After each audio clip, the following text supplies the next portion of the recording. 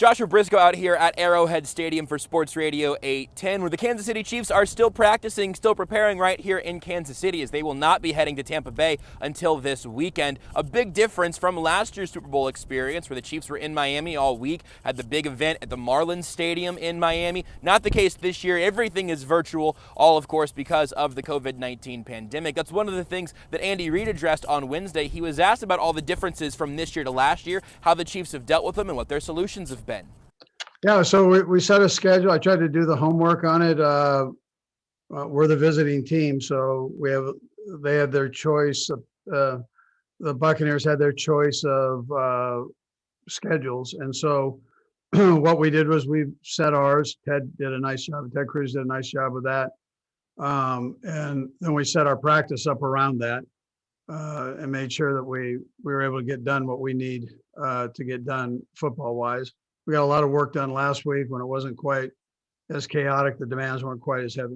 The Chiefs have been dealing with differences and all sorts of challenges all year long throughout this pandemic. One more game left to go. A little COVID scare earlier in the week. Everything seems to have settled down since then, so that's obviously all good news. Let's go back a day. I want to hear from Patrick Mahomes on Tuesday. Whenever he was asked about one of the bigger picture issues around this game, Tom Brady and Patrick Mahomes are going to be talked about in a GOAT conversation for decades to come in all likelihood. But this game's going to have some pretty big implications for them both.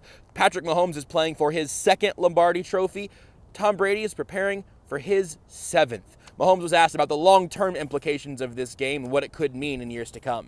I think that's more of a long-term thing than kind of the short-term thing you have to kind of focus on. For me, I'm trying to find a way to repeat, find a way to win a second championship, and find a way to do whatever I can to win with this team. You don't get these opportunities every single year in the NFL to be in the Super Bowl and to be in these games. And so you don't want to look back and have regrets about how you played and how you went about the week of preparing to go out there and play your best football. And then once the end of your career is done, then you can look at those things and see kind of where those moments were in your career where you could have had something or that you executed and you did go out there and get and achieve your dreams.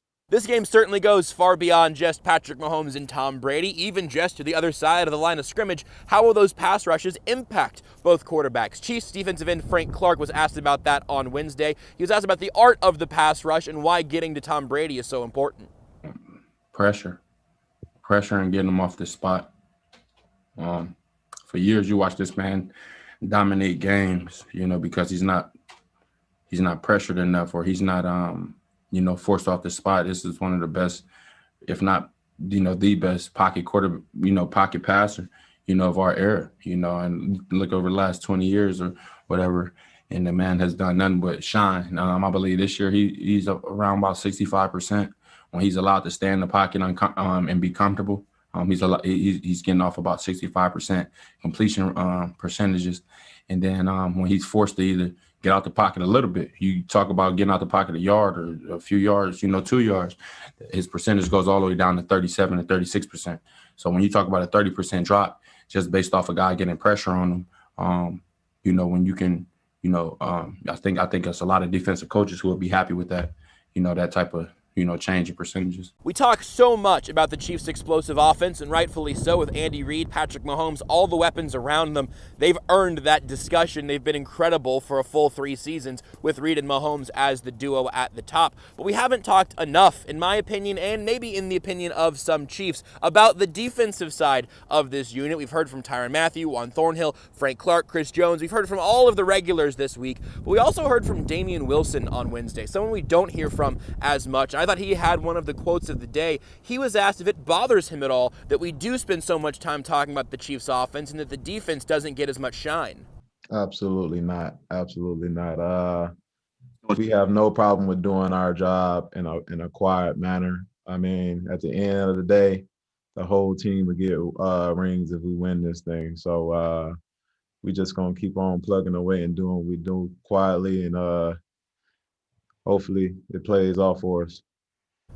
Is the defense bothered by doing their job a little more quietly than the offense does? Absolutely not. I thought that was a great answer from Damien Wilson, and something to be keeping an eye on in this game in Tampa on Sunday. Is that pass rush going to get to Brady? Are they going to be able to hang with all of those Buccaneers receivers, and with the linebackers like Wilson be able to control the middle of the field when guys like Rob Gronkowski are trying to catch passes there? I'm Joshua Brisco out here at Arrowhead Stadium for more incredible coverage all week long leading up to Super Bowl 55 and for Super Bowl 55 on Sunday. Tune into Sports Radio 810 WHB.